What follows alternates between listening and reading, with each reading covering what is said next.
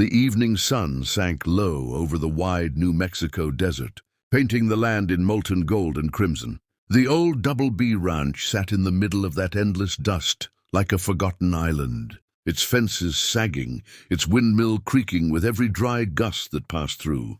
Clayton Briggs, a weathered cowboy long past his prime, rode slowly along the fence line on his chestnut mare. Sally, her hooves stirring up soft clouds of red dirt. Once this place had been full of life.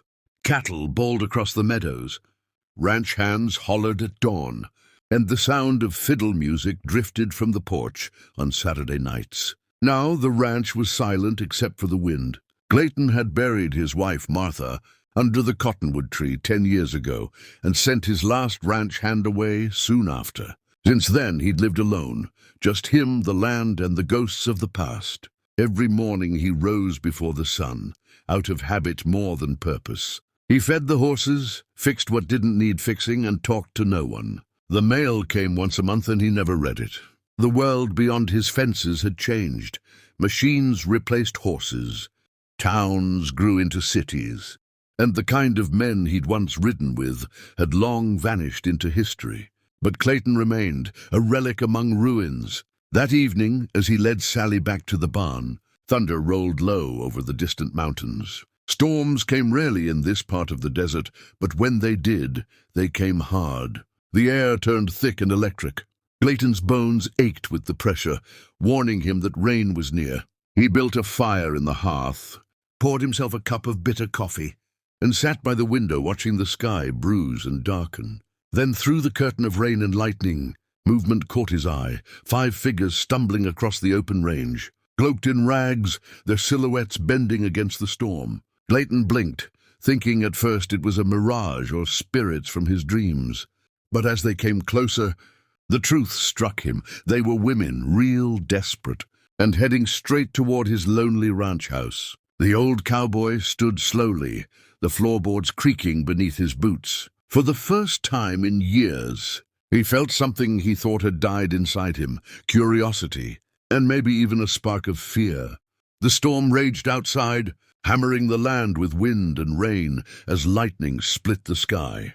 Clayton Briggs stood at the doorway of his ranch house, a silhouette against the firelight behind him. The 5 figures approached slowly, shivering, their clothes soaked and torn by travel. When they reached the porch, he could see their faces clearly, women, all of them, their eyes dark with exhaustion and grief. The eldest stepped forward. She was tall and proud despite the mud on her face, her black hair streaked with gray. "We seek shelter," she said, her voice trembling yet strong. "We mean no harm, cowboy, please." Clayton's hand hovered near his revolver, more out of habit than threat. In his younger days, strangers in the desert rarely came with good intentions. He studied them carefully. They carried no guns, no knives, only a few bundles wrapped in cloth, and one small child clinging to the arm of the youngest woman. "Where'd you come from?" he asked, his voice gravelly from disuse. "From the San Pedro Hills," said the older woman.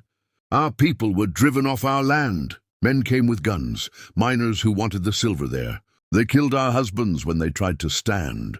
Her gaze met his steadily. "We have nowhere else to go." Clayton felt the words like a weight on his chest. He knew what it meant to lose everything. The silence between them stretched as thunder rolled across the sky. "You Apache?" he finally asked. She nodded once. "Yes, I am Nita. These are my sisters, Tanza, Ala, Pita, and Mela. We only ask for a roof till the storm passes." He looked past them into the rain-soaked dark. No one followed. No riders, no lawmen, just the wind and the coming night. Clayton sighed, his old bones aching not from age this time, but from the heavy pull of memory. "There's coffee on the stove," he muttered, stepping aside. "Ain't much, but it's warm." The women entered one by one, silent and wary. Steam rose from their wet clothes as they gathered near the fire. The scent of wet earth filled the room. Clayton poured coffee into chipped tin cups, setting them gently on the table.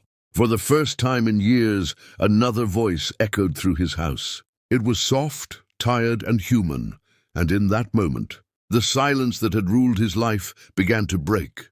Weeks passed, and the storm that had brought the 5 Apache widows to Clayton Briggs's ranch gave way to a calmer sky.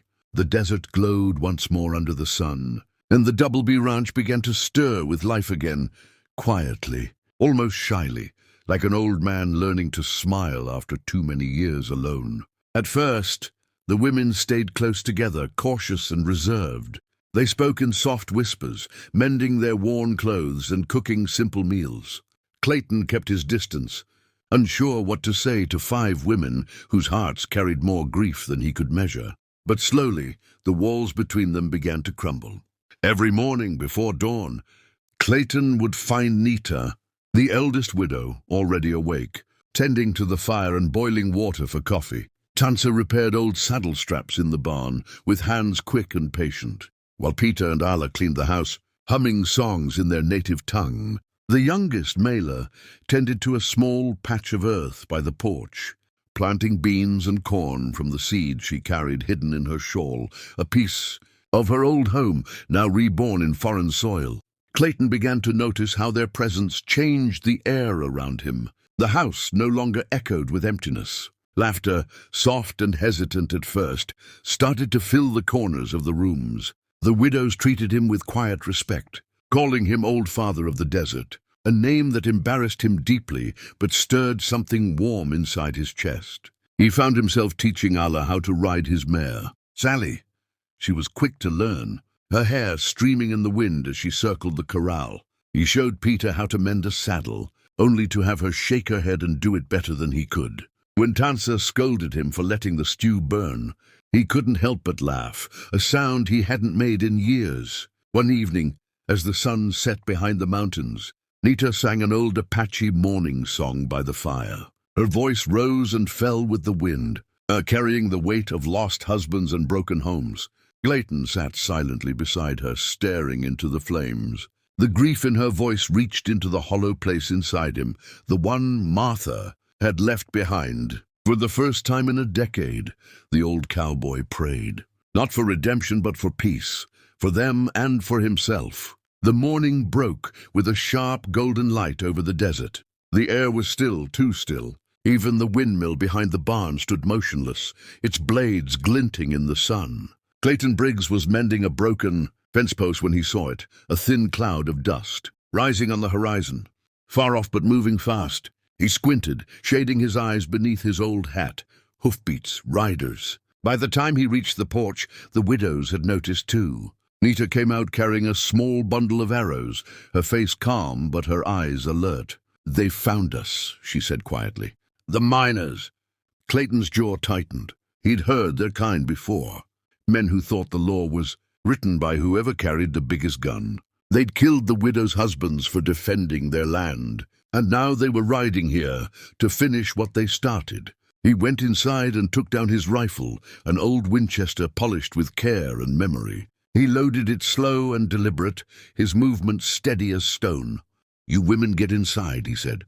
"No sense standing out in the open." But Nita shook her head. "We do not hide." "Not anymore." The riders came into view, a half-dozen of them, rough men with dust-caked faces and greed in their eyes. Their leader, a broad-shouldered brute in a black hat, reined in his horse near the gate. "You got something that don't belong to you, old man," he called out. Clayton stepped forward, his rifle resting easy in his hands. "Only thing on this land that belongs to me is peace," he said, "and I aim to keep it that way." The man sneered. "Them Apache women, send 'em out. We'll take 'em and go." Clayton's voice came low and steady. "You boys best turn those horses around before the desert decides to keep you." The silence that followed was thick as thunder. The widows stood behind him, bows drawn, faces unflinching. Even the child clutched Mela's skirt, eyes bright with courage. The leader spat in the dust, muttered something under his breath, and turned his horse. One by one, the others followed, retreating toward the horizon. When the dust finally settled, Clayton lowered his rifle. The widows gathered around him, relief washing over their faces. That night, as they sat by the fire under a sky full of stars, laughter replaced fear. Clayton smiled faintly, watching the women who had turned his silent ranch into a home. For the first time in decades, he no longer felt alone.